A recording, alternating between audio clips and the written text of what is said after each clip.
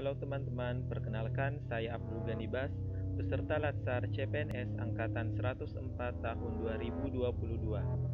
Dalam video kali ini saya akan menceritakan apa itu manajemen ASN dan Smart ASN.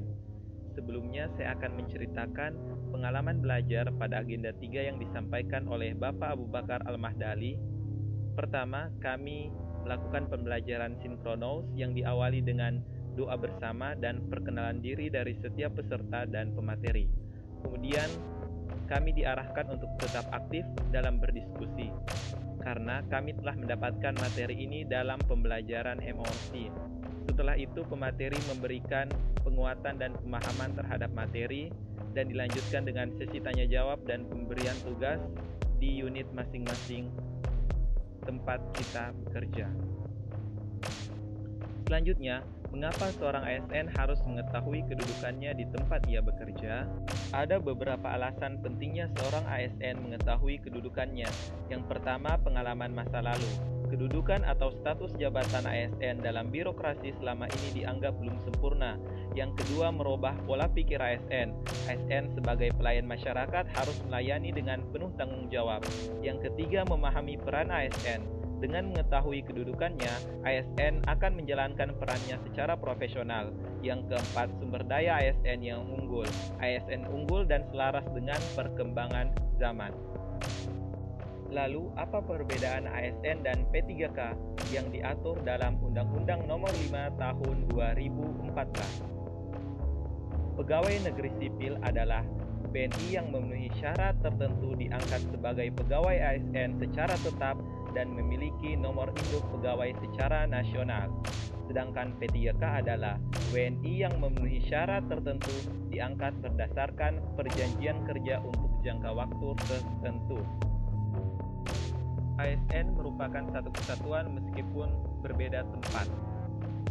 Selanjutnya, peran sebagai ASN. Yang pertama, ASN sebagai perencana, yang kedua ASN sebagai pelaksana, dan yang ketiga ASN sebagai pengawas. ASN menjalankan tugas umum pemerintah yang profesional dan bebas dari praktek KKN. Fungsi sebagai ASN, yang pertama pelaksana kebijakan publik, pelayan publik, dan perekat serta pemersatu bangsa. ASN wajib menjalankan kebijakan yang ditetapkan oleh pimpinan instansi. Selanjutnya, apa itu Smart ASN? Smart ASN yaitu pegawai dengan kompetensi kinerja serta profesional yang mampu beradaptasi dan responsif dengan perubahan. Mengapa Smart ASN itu penting? Karena Smart ASN akan mendorong birokrasi sejalan dengan semangat revolusi industri 4.0. Semua jenis pelayanan publik dapat digunakan dengan berbasis digital sehingga memudahkan dalam pelayanan publik. Smart Governance, apa tujuannya? Yaitu bertujuan untuk mewujudkan tata kelola dan tata pamong pemerintah daerah yang baik dan terus berupaya meningkatkan kualitas kinerja dalam pemanfaatan teknologi. 5 etika ketika kita bermedia sosial. Yang pertama, berhati-hati terhadap apa yang kita posting.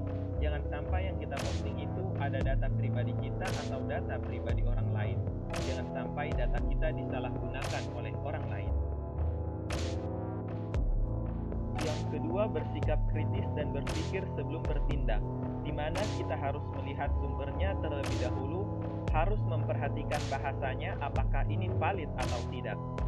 Yang ketiga, menghargai karya dan ide orang lain, seperti musik, quotes, foto, video. Kita harus mengapresiasinya dengan cara kita mention, kita tulis asalnya. Itu merupakan cara menghargai karya orang lain. Etika yang keempat yaitu gaya bahasa dalam bersosial media. Kadangkala kita bicara saja masih suka salah, apalagi hal yang kita tulis tidak terdapat intonasi. Jadi, kita harus memperhatikan penulisan dan gaya bahasa dengan penuh kesantunan.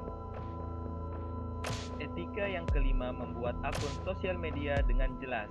Karena sekarang banyak akun-akun palsu gambar tidak dikenali, tidak pernah memposting tentang dirinya, maka sebaiknya mencantumkan nama yang jelas dan foto yang jelas saat menggunakan sosial media.